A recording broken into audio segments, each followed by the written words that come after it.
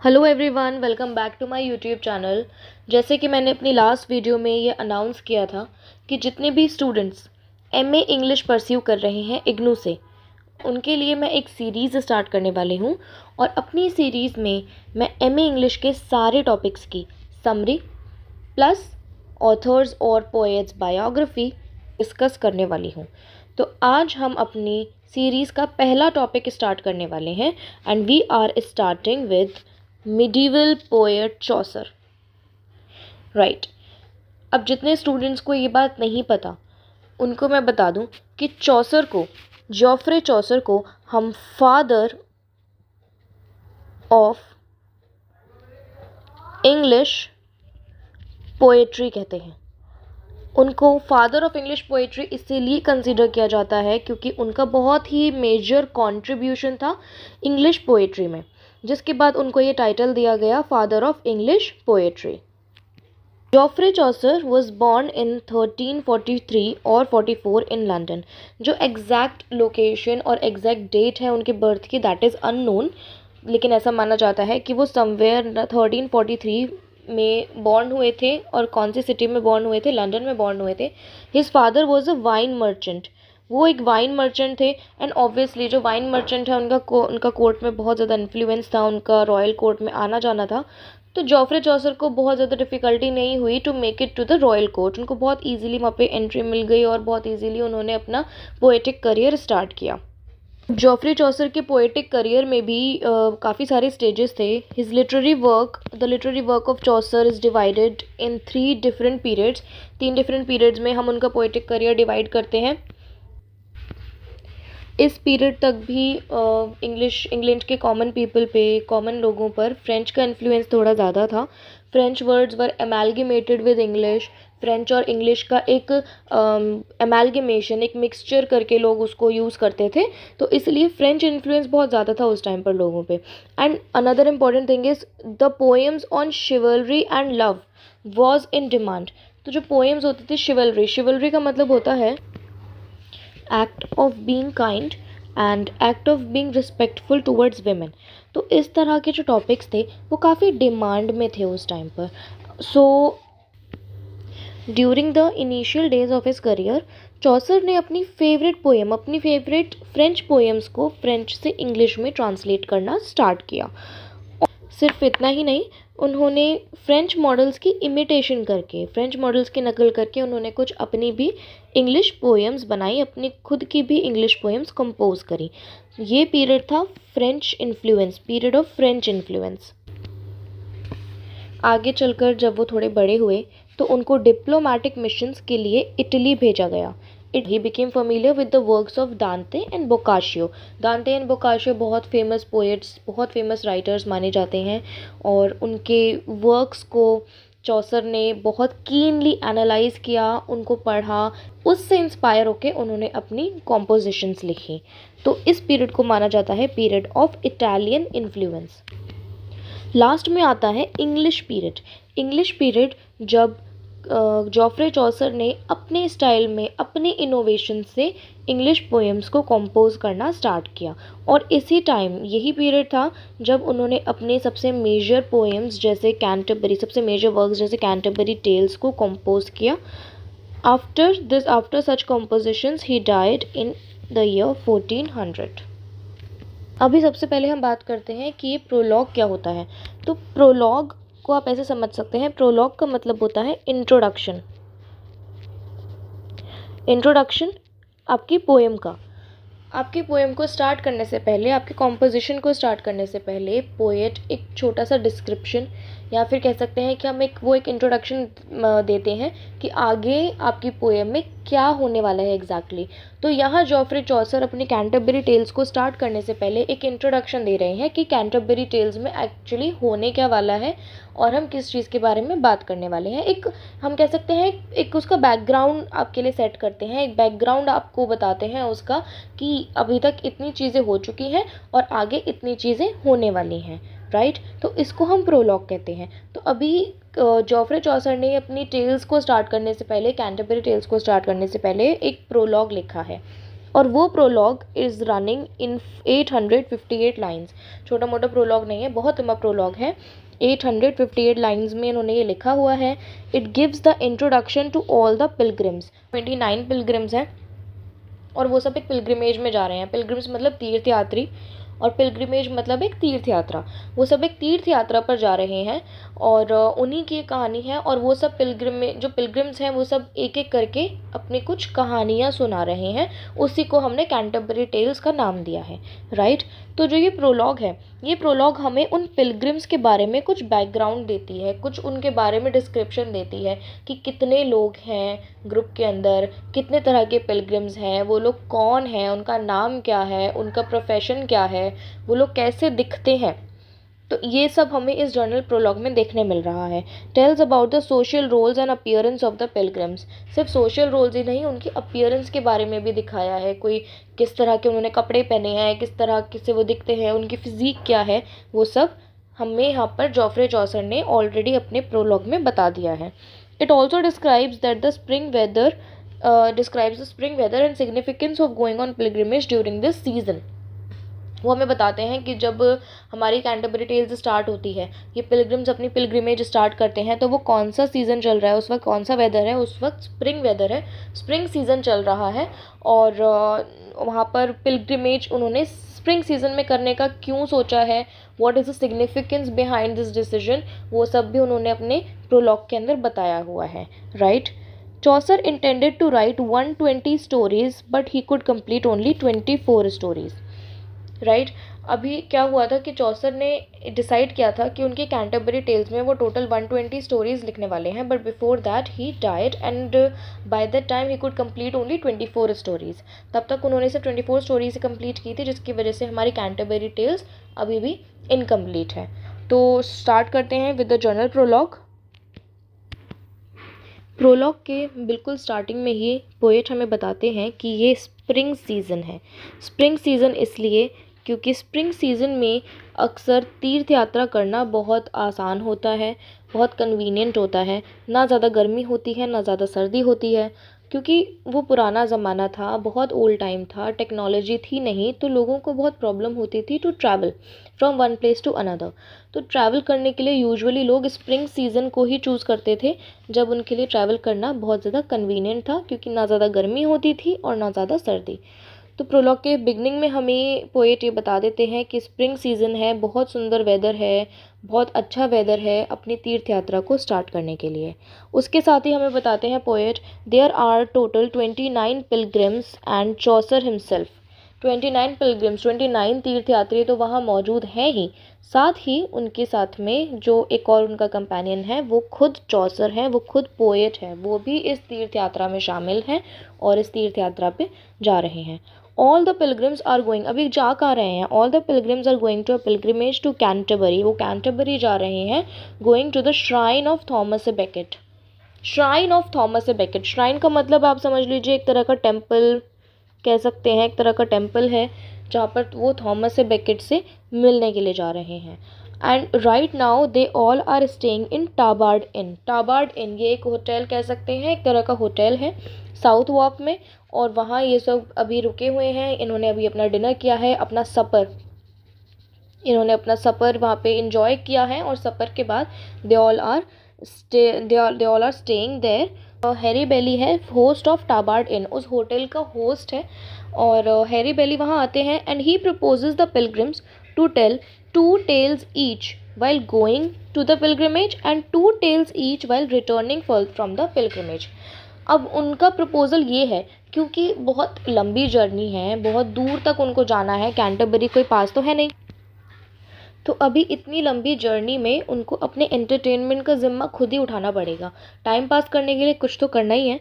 तो ही प्रपोजेस कि जितने भी पिलग्रिम्स हमारे साथ हैं, जितने भी लोग हैं, 2 स्टोरीज़ वो पिलग्रिमेज पे जाते हुए, कैंटरबरी जाते हुए सुनाएंगे, और 2 स्टोरीज़ वो वहाँ से वापस आते हुए सुनाएंगे। मतलब अगर 29 पिलग्रिम्स हैं और टोटल 30 मेंबर्स हैं इंक्लूडिंग चौसर, तो 30 लोग मिलके 4-4 कहानियाँ हर पर्सन सुनाएगा, राइट। और ऐसा करके टोटल 120 स्टोरीज़ वो लोग सुनाएंगे while going to the pilgrimage and while returning. और जो सबसे बेस्ट स्टोरी होगी, सबसे बेस्ट स्टोरी टेलर को एक सपर ऑफर किया जाएगा फ्रॉम हैरी बेली की साइड से उसको एक सपर ऑफर किया जाएगा, एक बहुत अच्छी ट्रीट मिलेगी जो भी बेस्ट स्टोरी टेलर होगा। ये बताया, यहाँ तक क्लियर है आई थिंक आप सबको। स्प्रिंग सीजन है, 29 पिलग्रिम्स है, टोटल 30 मेंबर्स हैं इंक्लूडिंग चौसर हिमसेल्फ।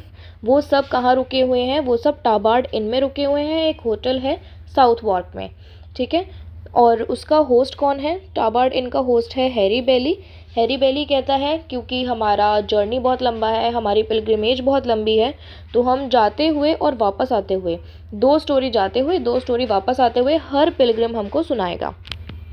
और जिसकी भी बेस्ट स्टोरी होगी, जो भी पिलग्रिम बेस्ट स्टोरी सुनाएगा, उसको सपर ऑफर किया जाएगा।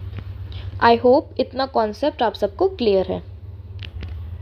Now right after this poet हमको सारे पिलग्रिम्स का डिस्क्रिप्शन देना स्टार्ट करते हैं वन बाय वन वो हमें डिस्क्राइब करना स्टार्ट करते हैं कि उन पिलग्रिम्स में कितने मेंबर्स हैं और वो सब लोग कौन हैं। तो चलिए सबका डिस्क्रिप्शन देखते हैं एज़ पर द पोएट, जैसा उन्होंने अपनी प्रोलॉग के अंदर बताया है। सबसे पहला मेंबर जो वो बता रहे हैं वो एक नाइट है। वो सीधा वॉर से आया है, वो अभी जंग में था, वो कहीं पर बैटल में था और वो अपनी बैटल फिनिश करके वहाँ से डायरेक्टली इस पिलग्रिमेज में शामिल होने आ गया है। His clothes are stain. अब वो डायरेक्टली वॉर में से कैसे आ रहा है ये हमें कैसे पता चला है? क्योंकि उसके जो क्लोथ्स हैं वो सब स्टेन्ड हैं, उन सब पे धब्बे लगे हुए हैं, खून के निशान लगे हुए हैं, जिससे हमें पता चल रहा है कि वो डायरेक्टली एक वॉर में से आया है।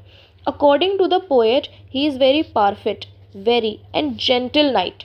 पोएट उनको कहता है कि वो एक परफेक्ट मतलब वो एक परफेक्ट और बहुत जेंटल, बहुत काइंड नाइट है वो। मतलब नाइट्स की पर्सनालिटी है नहीं उनकी।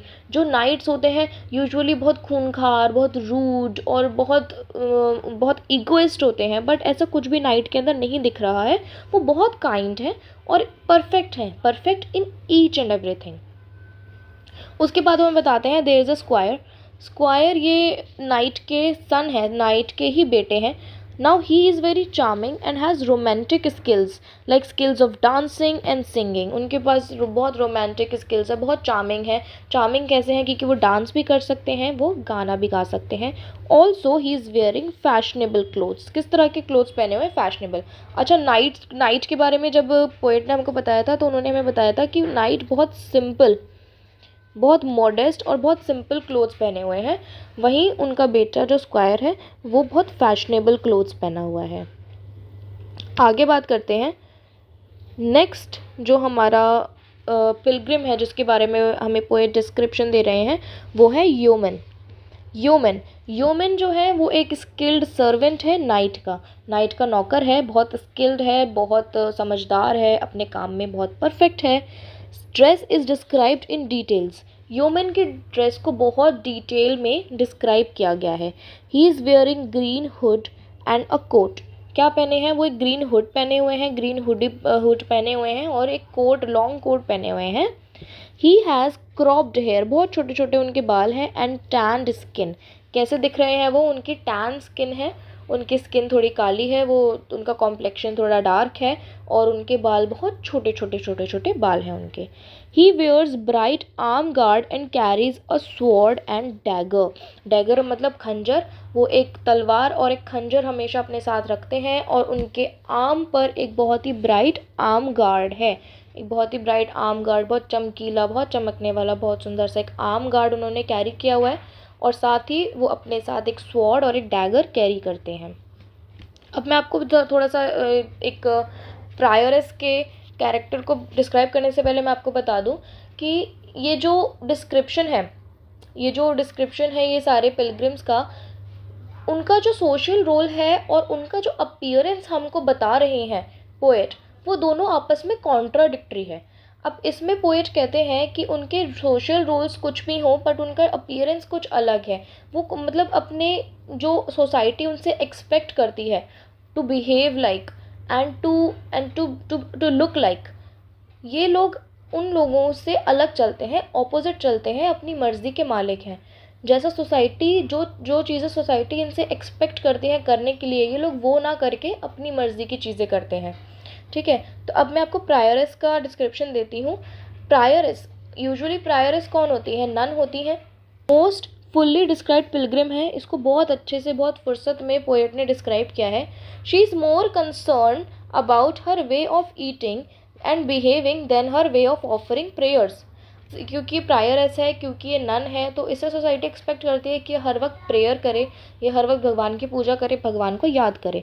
लेकिन प्रेयर से ज़्यादा इस प्रायरेस का ध्यान है अपने बिहेवियर में। अपने आपको दिखाती है कि मैं बहुत सोफेस्टिकेटेड हूँ।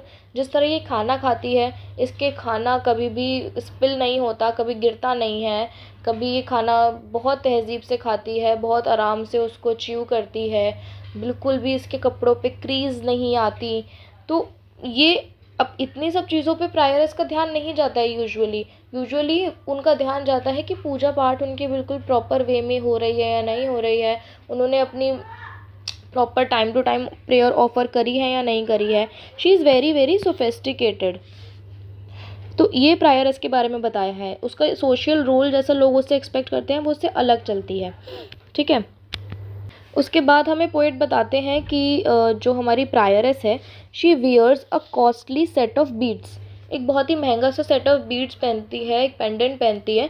ऑल्दो ये पेंडेंट बहुत एक रिलीजियस एलिमेंट होना चाहिए था क्योंकि ये प्रायरेस है, बट एक रिलीजियस एलिमेंट की जगह ये बहुत एलिमेंट ऑफ फैशन लगता है, मतलब एक ब्रोच जैसा लगता है, जिससे पता चलता है कि इस प्रायरेस को मटीरियलिस्टिक चीज़ों से ज़्यादा प्यार है, इसको स्पिरिचुअलिटी से, प्रेयर्स से मतलब नहीं है, इसको मटीरियलिस्टिक चीज़ों से प्यार है, इसको अपने फैशन से प्यार है, अपने बिहेवियर से प्यार है, अपने आप को इस तरह ये प्रेजेंट करती है, ये बहुत मटीरियलिस्टिक थॉट्स हैं इसके, ठीक है ना। She is kind with animal but not kind with human. अब हमें एनिमल्स के लिए तो ये बहुत काइंड है, हमें पता चलता है पोएट के बातों से कि एनिमल्स के लिए तो बहुत काइंड है, लेकिन ह्यूमन की तरफ, ह्यूमन के लिए, इंसानों के लिए इसकी कोई काइंडनेस खास नज़र नहीं आती है। अब इस प्रायरेस के साथ एक नन है और 3 प्रीस्ट भी इसके साथ आए हुए हैं। इस मॉन्क भी है। मॉन्क का मतलब होता है साधु।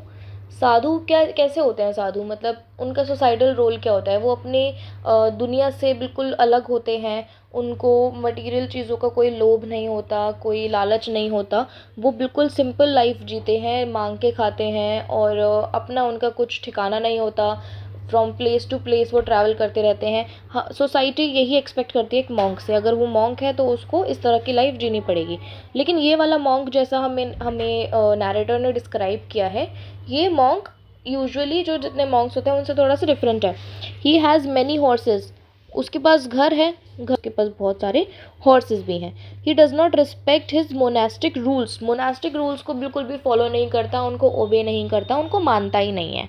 मॉन्क, फिर मॉन्क किस बात का? अगर वो मोनास्टिक रूल्स मानता ही नहीं है तो किस बात का monk?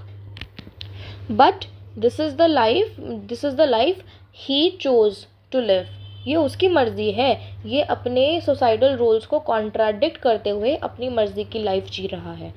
He goes for hunting instead of praying, अब हंटिंग करता है, शिकार पे जाता है, जबकि मॉन्क तो हर वक्त प्रेयर करते रहते हैं, मेडिटेशन करते रहते हैं, लेकिन ये प्रेयर और मेडिटेशन की जगह ये हंटिंग करने के लिए जाता है।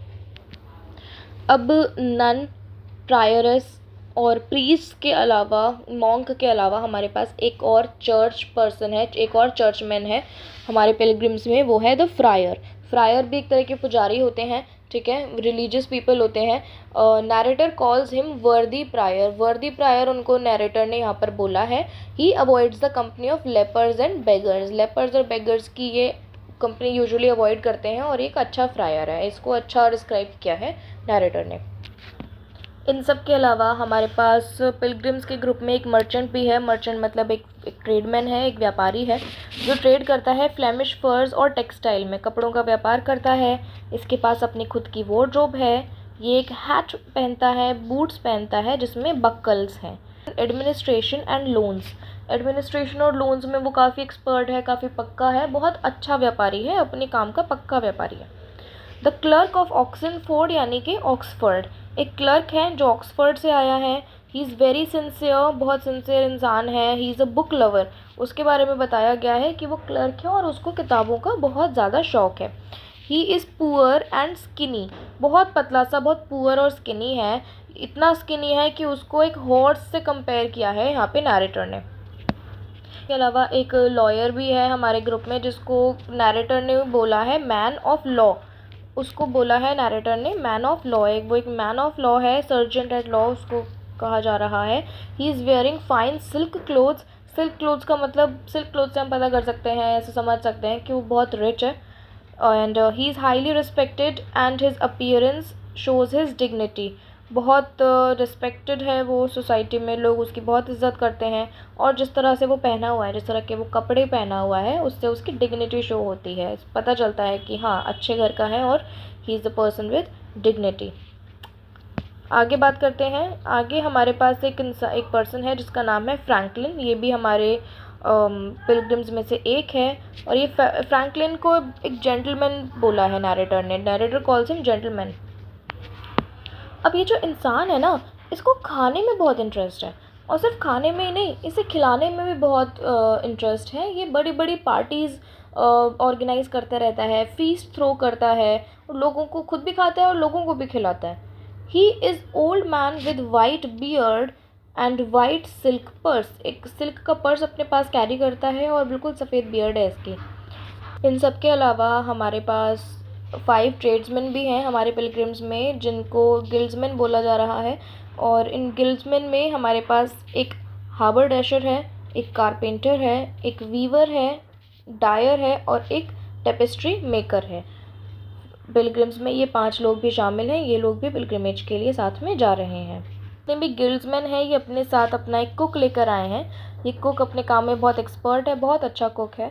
इसके पैर पर एक क्रस्टी सोर है, एक निशान है उसके पैर पर, ऐसा हमें नैरेटर ने बताया है। इन सब के अलावा एक शिपमैन है, एक सेलर है, एक कैप्टन है एक शिप का। He is an expert seller, बहुत एक्सपर्ट है वो अपने काम में। Also he is expert in stealing the wine of the passengers. जो भी उसके पैसेंजर्स होते थे उसके शिप पर, ये उनकी वाइन चुरा लिया करता था। He is perhaps a pirate. एक पायरेट उसको कह सकते हैं, बट अभी इसकी क्लैरिटी तो बहुत एम्बिगियस है, बट उसको पायरेट कह सकते हैं क्योंकि उसके काम ऐसे हैं, उसका अपीयरेंस ऐसा है। इसके अलावा हमारे पास एक डॉक्टर ऑफ फिज़िक्स है, एक डॉक्टर है। He is very perfect practitioner. Narrator ने उनको एक परफेक्ट प्रैक्टिशनर बोला है। He is praised by the narrator. He loves gold. उनको सोना बहुत पसंद है। सोना मतलब गोल्ड उनको बहुत ज़्यादा पसंद है, बहुत प्यारा है। अब आती हैं सारे पिलग्रिम्स में से one of the most important Pilgrim, wife of bath. Narrator उनको कहते हैं दैट शी इज़ अ वर्दी वुमेन। She had 5 husbands. उनके 5 हस्बैंड रहे हैं, 5 बार उनकी शादी हुई है, बट उनकी सारी ही मैरिजेस अनसक्सेसफुल रही हैं। She became deaf. वो डेफ हो जाती हैं, बहरी हो जाती हैं, एक कान से उनको सुनाई नहीं देता। ये एक्चुअली वो बाय बर्थ वो डेफ नहीं थी, वो डेफ हो गई थी समहाउ। मैरिज के टाइम पर उनके हस्बैंड से उनकी एक लड़ाई होती है जिसमें एक एक्सीडेंट होता है और उस एक्सीडेंट की वजह से वाइफ ऑफ बाथ जो है वो डेफ हो जाती हैं। She is a business women of a strong self importance. बहुत ही स्ट्रॉन्ग और बहुत ही अच्छी बिजनेस वूमेन है, बहुत स्ट्रॉन्ग है, बहुत डिटरमाइंड है। She has gap in her teeth which appears as she smiles. उनकी जो स्माइल है ना, वो गैप टूथ स्माइल है। गैप टूथ स्माइल उनको बोला है क्योंकि उनके टीथ में एक गैप है। एक्चुअली क्या होता था कि चौसर के टाइम में जिस भी लेडी के टीथ में गैप होता था, उनको अच्छे नेचर का, अच्छे कैरेक्टर की लेडी नहीं समझा जाता था। ये कैरेक्टरिस्टिक था कि अगर इनके टीथ में गैप है तो she is not a women of good character. She is wearing rich clothes including hat, a rug and a spur. वो बहुत ही रिच कपड़े पहनी हुई हैं, उनके अपीयरेंस से पता चल रहा है कि वो बहुत रिच हैं। And she has been to Jerusalem thrice. Jerusalem एक बहुत ही फेमस जगह है, वो जेरूसलम 3 बार जा चुकी हैं। इतनी अमीर है, इतनी अच्छे फाइनेंशियल बैकग्राउंड्स हैं उनके कि वो घूमती भी हैं, बहुत ट्रैवल भी करती हैं, 3 बार जेरूसलम भी होकर आ चुकी हैं। अब हम बात करते हैं पार्सन की।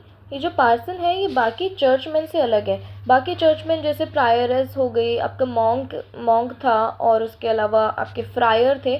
अब वो सब भी चर्चमैन थे, वो सब भी बहुत रिलीजियस लोग थे, लेकिन वो अपने सोशल रोल से, अपने सोसाइटल रोल से बिल्कुल कॉन्ट्राडिक्टरी उनका बिहेवियर था। वो लोग अपने जो सोसाइटी उनसे एक्सपेक्ट करती है वो सब नहीं करते थे, लेकिन पार्सन ऐसा नहीं है। पार्सन एक जेन्युइनली गुड पर्सन है। वो प्रे भी करते हैं, बहुत सारा मतलब स्पिरिचुअलिटी में वो बहुत मानते हैं, और वो वर्ल्डली गुड्स में बिलीव नहीं करते। उनको बाहरी दुनिया की, उनको मटेरियल चीज़ें नहीं चाहिए, उनको स्पिरिचुअल गिफ्ट्स का वो डिज़ायर करते हैं। वो बहुत ज़्यादा प्रेयर करते हैं और एक्चुअल में चर्चमैन है। वो एक्चुअल में मतलब जैसा उनको सोशल रोल उनसे एक्सपेक्ट किया जाता है वो वैसे ही है।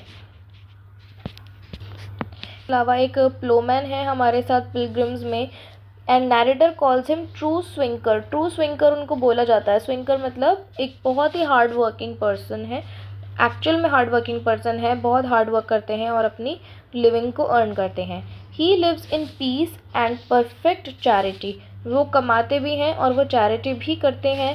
प्लोमैन इज़ मॉडल क्रिश्चियन, बहुत ही अच्छा क्रिश्चियन है, मतलब रिलीजियस है, अच्छे काम करता है, पीस में रहता है, लोगों को परेशान नहीं करता। He is devout and charitable man. After this we have a miller. एक मिलर है, एक मिल में काम करने वाला इंसान है। His appearance is terrible. कैसी अपीयरेंस है उनकी? बहुत टेरेबल अपीयरेंस है, बहुत भद्दे दिखते हैं, बहुत अगली दिखते हैं, ठग जैसे दिखते हैं बिल्कुल। He does not have any charm. उनके अंदर कोई चार्म नहीं है, कुछ भी ऐसा नहीं है कि उनको उनसे उनकी तरफ लोग अट्रैक्ट हों या उनकी बात सुनने में अपना इंटरेस्ट दिखाएं, ऐसा कुछ भी नहीं है। He is very terrible in his appearance. उसके बाद हमारे पास एक मैंसिपल है। मैंसिपल, ही इज़ स्किलफुल स्टीवर्ड। मैंसिपल को नैरेटर ने कहा है कि वो सारे पिलग्रिम्स में सबसे ज़्यादा क्लेवरेस्ट है। He is cleverest of all. Then we have रीव।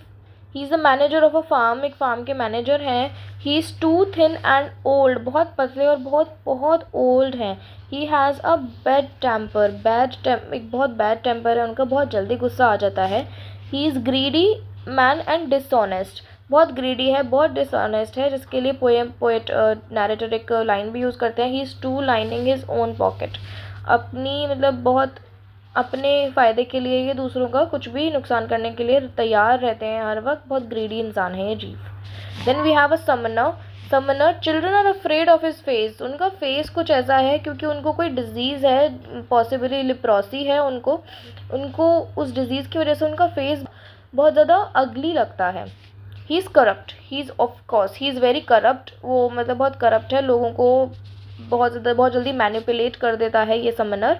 और हाँ, बहुत उनका टेरिबल सा फेस है। जैसा उनकी अपीयरेंस है वैसा ही उनका नेचर है, ऐसा दिखाया जा रहा है। वो सिर्फ बाहर से ही नहीं, वो अंदर से भी वैसे ही करप्ट हैं। लास्ट में जो हमारे लास्ट पिलग्रिम है वो है पार्टनर।